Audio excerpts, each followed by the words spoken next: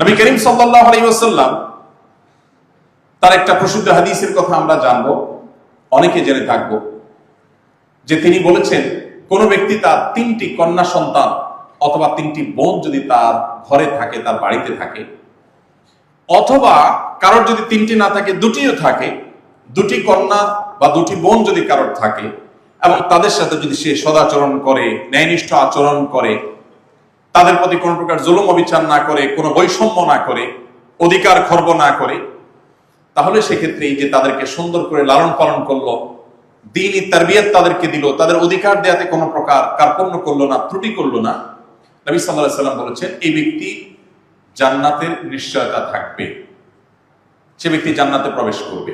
আপনারা কোরআন হাদিসে অনেকেই কম বেশি পড়েছেন, আমিও পড়েছি। আমি কোরআনের কোনো জায়গায় অথবা হাদিসের কোনো জায়গায় পাইনি যে এই যে হাদিসে মাত্র 2টি কন্যা সন্তান জন্ম দেওয়ার পর 2টি কন্যা সন্তানের গর্বিত পিতা মাতা হতে পারলে তাদের জন্য জান্নাতের যে গ্যারান্টির কথা বলা আছে, এই 2টির বিপরীতে আমরা যারা ছেলে আছি, 1 ডজন ছেলে লালন পালন করলে জান্নাতের বারান্দায়ও যাওয়া যাবে, এরকম কোন হাদিস আমার জানা নেই। পুরো কোরআনে কোথাও আপনি সূরাতুর রিজাল বা পুরুষ সংশ্লিষ্ট সূরা, এরকম কোন সূরার কথা আপনারা কেউই জানেন না, আমিও জানি না, নাই। কিন্তু সূরাতুন নিসা আছে। সূরাতুন নিসা মানে কি? নারী সংশ্লিষ্ট সূরা, এবং এই সূরাটা কোরআনের সবচেয়ে বড় সূরাগুলোর একটি, বহু পৃষ্ঠাব্যাপী, দীর্ঘ আয়তনের সূরা। শুধু এই সূরাই নয়, সূরা তালাক, সূরা তাহরিম, মেয়েদের বিধিবিধানগুলোকে বর্ণনা করার জন্য আল্লাহ তাআলা আরো কয়েকটি সূরা সুনির্দিষ্ট করে রেখেছেন।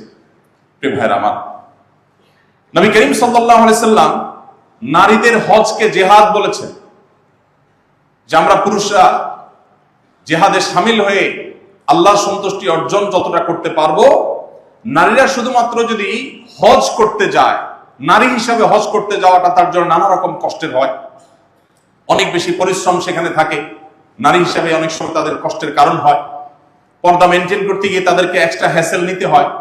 এই যে তারা অতিরিক্ত কষ্ট করে, নবী করিম সাল্লাল্লাহু আলাইহি সাল্লাম তার বিনিময়ে তাদের হজকে জিহাদের সমতুল্য বলেছেন, বাট পুরুষদের হজকে জিহাদের সমতুল্য বলা হয়নি।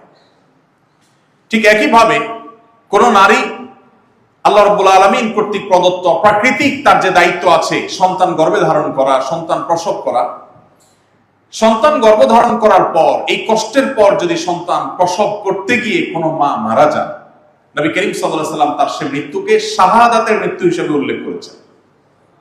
অথচ কোন পুরুষ তার যদি পেশাগত দায়িত্ব পালন করতে গিয়ে মারা যান, তাহলে তার জন্য আলাদা করে শাহাদাতের মর্যাদার কথা কিন্তু বলা হয়নি। আপনি এভাবে কোরআনে কারীমের পাতায় পাতায়, হাদিসের পাতায় পাতায় দেখবেন যে নারীদের অধিকার নিয়ে নবী করিম সাল্লাল্লাহু আলাইহি সাল্লাম কি করেছেন, কি বলে গেছেন। আস-সুন্নাহ ফাউন্ডেশন, উম্মার স্বার্থে সুন্নাহর সাথে।